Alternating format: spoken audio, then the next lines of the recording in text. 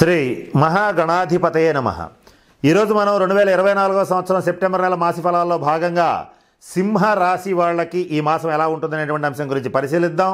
సింహరాశి అనగానే ఇక్కడ మఖా నక్షత్రం 1, 2, 3, 4 పాదాలు, పుబ్బా నక్షత్రం 1, 2, 3, 4 పాదాలు, ఉత్తరా నక్షత్రం ప్రథమ పాదం వరకు ఉన్నటువంటి నక్షత్ర పాదాల్లో జన్మించిన వాళ్ళందరినీ కూడా మనం సింహరాశి జాతకుల కింద పరిగణిస్తాం. ఈ మాసం గ్రహగతుల్ని కనుక కాస్త పరిశీలించినట్లయితే సింహంలో రవిబుధులు, అలాగే కన్యలో 2వ స్థానంలో శుక్రకేతువులు, సప్తమంలో శని, మీనంలో రాహువు, వృషభంలో గురుడు, మిథునంలో కుజుడు సంచరించడం అనేటువంటిది జరుగుతోంది.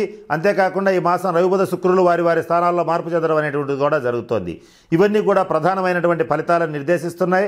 ఈ గ్రహగతులను కనుక పరిశీలించి చూసినట్లయితే గత కొన్ని మాసాల కంటే కూడా సింహరాశి వారికి ఈ మాసం అద్భుతమైనటువంటి శుభ ఫలితాలు రాబోతున్నాయి. కొన్ని రంగాల వాళ్ళకైతే ఈ మాసం తిరుగులేదు. ఏ రంగాల వాళ్ళకి బాగుంటుంది, ఏ రంగాల వాళ్ళు కొంచెం ఇబ్బందికి గురవుతారు, ఆ ఇబ్బంది పడకుండా ఏ రకమైన పరిహారాలు చేసుకోవాలి అనేటువంటి అనేక అంశాల గురించి ఈ వీడియోలో మీకు తెలియజేయడానికి ప్రయత్నం చేస్తాను. అలాగే సింహరాశి వాళ్ళు మరిన్ని శుభ ఫలితాలు రావడం కోసం శని, శుక్ర, రాహువులకి సంబంధించినటువంటి శాంతి పరిహార క్రియలు జరిపించుకోవాలి. ఈ పరిహార క్రియల్ని మీకు మీరుగా చేసుకునే విధంగా ఈ వీడియో చివరిలో ఇవ్వడం జరుగుతుంది. కనుక సింహరాశి వాళ్ళందరూ ఆ పరిహారాలు చేసుకోవాలని, అలాగే మంచి శుభ ఫలితాలు పొందాలని కోరుకుంటున్నాను.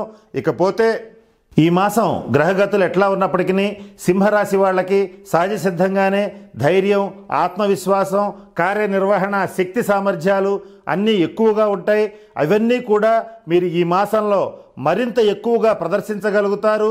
తద్వారా నాయకత్వ లక్షణాలని పొందగలుగుతారు. తద్వారా సమాజంలో మీకంటూ ఒక గుర్తింపు అనేటువంటిది ఈ మాసంలో లభించి తీరుతుంది. అలాగే మీరు ఏ పని చేపట్టినా కూడా చిట్ట చివరి వరకు ఎన్ని కష్ట నష్టాలు వచ్చినా సరే వాటిని వదిలిపెట్టకుండా పూర్తి చేయడం అనేటువంటిది జరుగుతుంది. నేను చెప్పిన కొద్దిపాటి శాంతి పరిహార క్రియలను జరిపించుకోండి. తద్వారా మరింత శుభ ఫలితాలు వస్తాయి. అయితే మీరు కొన్ని విషయాల్లో ఈ మాసం చాలా జాగ్రత్తగా ఉండాలి. కొంతమందిని కొన్ని సందర్భాల్లో గుడ్డిగా నమ్మి మోసపోతారు. అది దానివల్ల ఆర్థికంగా మీ యొక్క మానసికంగా కానీ, ఆర్థికంగా కానీ, కుటుంబ పరంగా కానీ అనేక రకాల చిక్కులు వచ్చే అవకాశం ఉంది. అలాగే చేసే ప్రతి పనిలోనూ అసంతృప్తికి, ఆందోళనకి గురవుతారు. ఇది ఏమాత్రం బయటపడకుండా కుటుంబ సభ్యుల మధ్య, బంధుమిత్రుల మధ్య మీ మనసులో ఉన్నటువంటి ఆందోళన బయటపడకుండా జాగ్రత్త పడతారు. మరి ముఖ్యంగా కోపం అనేటువంటిది తగ్గించుకోవాలి. ఇది మీకు ఈ మాసం ప్రధాన శత్రువుగా మారుతుంది. కోపంలో, ఆవేశంలో మీరు తీసుకునేటువంటి నిర్ణయాలు, చేసేటువంటి పనులు మీ యొక్క ఆర్థిక వ్యవస్థని దెబ్బతీసే అవకాశాలుంటాయి.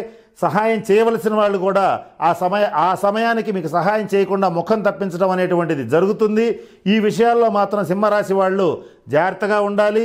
మరి ముఖ్యంగా మరొక ముఖ్యమైన విషయం ఏంటంటే అనవసరమైనటువంటి పట్టుదలలకు పోవద్దు, అనవసరమైనటువంటి విమర్శలు చేయవద్దు.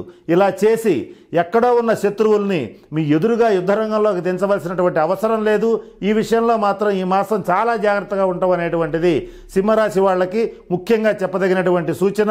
ఇకపోతే శనిగ్రహ శాంతి కొరకు మీరు పాటించవలసిన పరిహారాల గురించి ఇప్పుడు నేను తెలియచేయడానికి ప్రయత్నం చేస్తాను. కలియుగంలో ఏలినాటి శని, అష్టమ శని, అర్ధాష్టమ శని, జన్మశని, శని మహర్దశ, అలాగే గోచార రీత్యా జరుగుతున్నటువంటి శని బాధల రీత్యా తప్పించుకోవటానికి అనేక పరిహారాలని మన మహర్షులు తెలియజేయడం జరిగింది.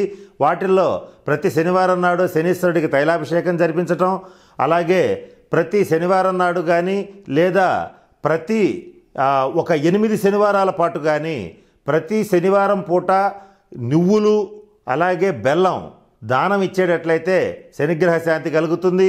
శనిగ్రహ జపం చేసి, శనిగ్రహ దానం చేసి, శనిగ్రహ హోమం చేసినా కూడా శనిగ్రహ శాంతి అనేటువంటిది జరుగుతుంది.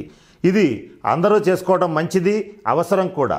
అయితే ఇక్కడ చేసుకోలేనటువంటి వాళ్ళు, ఇంట్లో చేసుకోగలిగినటువంటి వాళ్ళు కొన్ని పరిహారాలు కొంతమందికి బయటికి వెళ్ళే అవకాశం ఉండదు, కొన్ని ఇబ్బందులు కూడా ఉంటాయి. కనుక వాళ్ళు చేయవలసిన సులభమైనటువంటి పరిహారాలు కూడా ఇప్పుడు మీకు నేను తెలియచేస్తాను.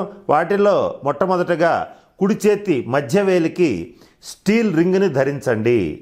ఇలా ధరించేటట్లయితే శనిగ్రహ అనుగ్రహం అనేటువంటిది కలుగుతుంది.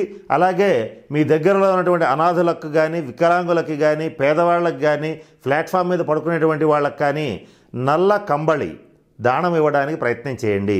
ఇలా ఒకళ్ళకైనా ఇవ్వచ్చు, లేదా కనీసం 8 మందికైనా ఇవ్వచ్చు. అది మీ యొక్క ఆర్థిక స్తోమతను బట్టి చేయండి. అలాగే కాకులకి ఆహారం పెట్టండి. ప్రతినిత్యం కాకులకు ఆహారం పెట్టినా కూడా శనీశ్వరుడి వాహనం కాకి, అలాగే కాకికి ఆహారం పెట్టినా తప్పనిసరిగా శనిగ్రహ శాంతి కలుగుతుంది. వీటిల్లో నేను చెప్పిన వాటిల్లో ఏ రకమైన పరిహారాలు చేసుకున్నా కూడా సంపూర్ణ శని యొక్క అనుగ్రహం కలుగుతుంది. అది కలిగిందంటే కలియుగంలో ఏ వ్యక్తికి ఎదురుండదు. 9 గ్రహాలు ఇచ్చేటువంటి దుష్పరిణామాలను కూడా సునాయాసంగా శనీశ్వరుడు ఆపగలుగుతాడు. కనుక వీలైనన్ని పరిహారాలు మీకు చేతనైనంతవరకు చేసుకోండి. శుక్రగ్రహ అనుగ్రహం కోసం ఇప్పుడు మీరు చేయవలసిన పరిహారాల గురించి తెలియజేస్తాను. వాటిలో మొదటిగా మీ దగ్గరలో ఉన్నటువంటి శివాలయంలో శుక్రగ్రహానికి సంబంధించినటువంటి జపం చేయించి బొబ్బర్లు దానం ఇచ్చేటట్లయితే శుక్రగ్రహ శాంతి అనేటువంటిది జరుగుతుంది. ఇది మీరు ఎక్కడైనా శివాలయంలో చేయాలి కానీ ఇంట్లో చేయడానికి పనికిరాదు. కనుక ఇంట్లో మీ అంతటి మీరుగా చేసుకోగలిగినటువంటి పరిహారాల గురించి ఇప్పుడు మీకు నేను తెలియజేయడానికి ప్రయత్నం చేస్తాను. వాటిలో మొదటిగా మీరు ప్రతి శుక్రవారం నాడు గోసేవ చేయండి. వీలైనంత వరకు అవకాశం కనుక ఉండేటట్లయితే మీరు తినేటువంటి ఆహారంలో కొంత భాగం సపరేట్గా గోవుకి కేటాయించండి. అంటే ఆవుకి ఆహారం తవుడు కావచ్చు, గ్రాస్ కావచ్చు, ఏదైనా సరే అది తినేటువంటి ఆహారం దానికి పెట్టి తర్వాత మీరు తినేటట్లయితే ఇలా ఎవరైతే ప్రతినిత్యం చేస్తూ ఉంటారో వాళ్ళకి జీవితంలో శుక్రగ్రహ అనుగ్రహం వల్ల భోగభాగ్యాలకి తిరుగుండదనేటువంటిది జ్యోతిష్శాస్త్రం చెప్తోంది.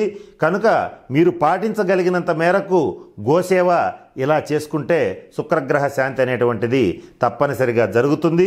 కర్పూరం, పెరుగు, నెయ్యి ఇవి మీ దగ్గరలో ఉన్నటువంటి శివాలయంలో శివుడి అభిషేక నిమిత్తం కానీ ఏ నిమిత్తమైనా సరే ఇచ్చేటట్లయితే చక్కగా మీకు శుక్రగ్రహ శాంతి అనేటువంటిది జరుగుతుంది. ఇది శుక్రవారం చేస్తే మరిన్ని శుభ ఫలితాలు ఉంటాయి. అలాగే మీరు మరి ముఖ్యంగా బియ్యము, బార్లీ వంటివి కూడా దానం చేసినా కూడా శుక్రగ్రహ శాంతి అనేటువంటిది కలుగుతుంది. రాహు యొక్క అనుగ్రహం కోసం మీరు చేయవలసిన పరిహారాల గురించి ఇప్పుడు మీకు నేను తెలియచేస్తాను.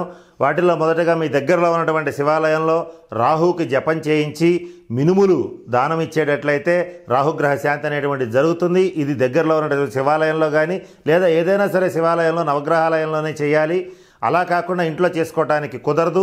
ఒకవేళ ఇంట్లో మీరంతటా మీరుగా పరిహారాలు చేసుకోవాలంటే చేసుకోదగినటువంటి సులభమైన పరిహారాలను ఇప్పుడు మీకు నేను తెలియజేయడానికి ప్రయత్నం చేస్తాను. రాహు యొక్క అనుగ్రహం కోసం వెండి ఉంగరాన్ని ధరించండి లేదా వెండి గోళీలు 4 తీసుకుని మీ క్యాష్ కౌంటర్లో పెట్టుకోండి.